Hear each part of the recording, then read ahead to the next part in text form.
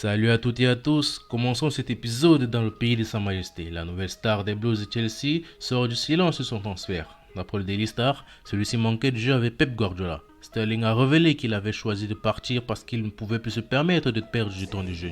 Le joueur sentait son temps de jeu diminuer suite à l'arrivée d'Erling Haaland.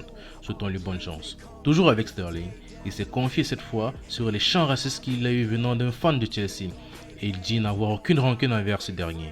Il souhaiterait par ailleurs rencontrer cet homme qui l'aurait agressé racialement, a déclaré le joueur dans le Daily Mail. Toujours avec ces médias, c'est le coach de Southampton Ralph qui ne ferait plus l'unanimité dans les vestiaires. Après leur défaite le week-end passé face à Tottenham 4-1, les joueurs ont perdu confiance à leur entraîneur et beaucoup sont surpris qu'il n'ait pas été limogé avant le début de la saison. Du côté de la direction, tout est clair. Le contrat de Ralph courant jusqu'en 2024, le club insiste sur le fait qu'il ne nourrisse pas d'envie de changer de manager. Mais d'après certaines sources, Ralph ne parlait plus vraiment aux gens et il laisserait justement tomber ses joueurs sans réelle réflexion. Affaire à suivre. Restons dans le pays de Sa Majesté, mais cette fois-ci du côté de Manchester United qui n'en finit pas avec ses problèmes. Après le cas Ronaldo, c'est celui de Marcus Rashford qui serait annoncé du côté du PSG. Pareil préparer un raid de choc pour le joueur, mais le dossier s'annonce difficile car la ligne d'attaque du PSG est saturée. Direction les rois d'Europe avec le Real Madrid encore en fête suite à leur victoire en Supercoupe d'Europe mercredi passé. Les Madrilènes n'économisent pas sur leur bonheur, peut-on lire en une du journal Marca. L'équipe transmet des signes de force physique et de mental dans le football. Et la saison commence comme la dernière s'est terminée, en gagnant des titres. Les compatriotes As pensent déjà à la Liga. Et comme le quotidien l'intitule, c'est une ligue mondiale qui s'apprête à commencer. Ce soir à 21h, Osasuna et Séville ouvriront le tournoi. Un tournoi bien préparé par le Barça qui a mobilisé plus d'un tiers des dépenses du transfert pour battre le Real Madrid dans le marché en baisse.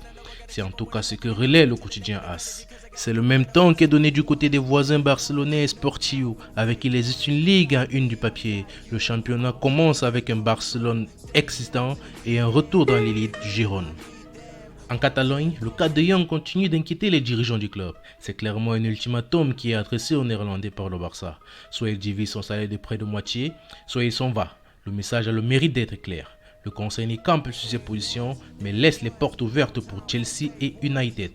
C'est le même ton qui est donné du côté de Mundo Deportivo, mais ceux-ci mettent l'accent sur une arrivée libre de Bellerin au Barça, tout en précisant que cela pourra se faire après inscription des nouveaux venus.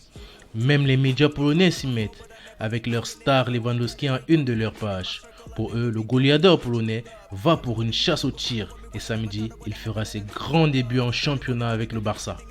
Aux Pays-Bas, la pilule ne passe pas au vu du traitement infligé à leur star. Le club le plus admiré au monde pour la beauté de son jeu est de plus en plus détesté ces dernières années, notamment à cause de la manière dont le Barça de Juan Laporta veut mettre de l'ordre dans ses finances au détriment des joueurs comme Memphis Depay et particulièrement Frenkie de Jong. C'est ce qu'on peut lire en tout cas dans les colonnes du média.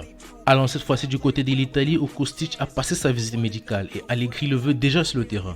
Maintenant, la chasse est ouverte pour Memphis Depay et Paredes. Mais ce qui retient notre attention, ce sont les nouvelles mesures arbitrales qui ont été prises. On arbitre à l'anglaise, intitule le Corriere dello Sport.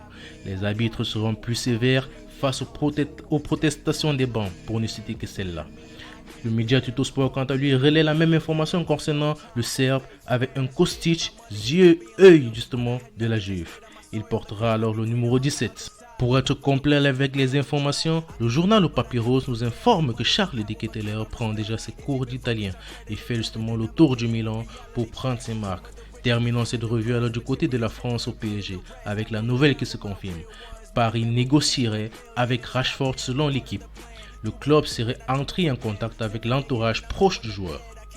Voilà les amis, nous voici arrivés au terme de notre vidéo. J'espère qu'elle vous aura plu. N'hésitez pas à vous abonner, partager et activer la cloche aux notifications pour ne rien rater des autres vidéos. Surtout laissez un gros pouce bleu pour référencer la chaîne.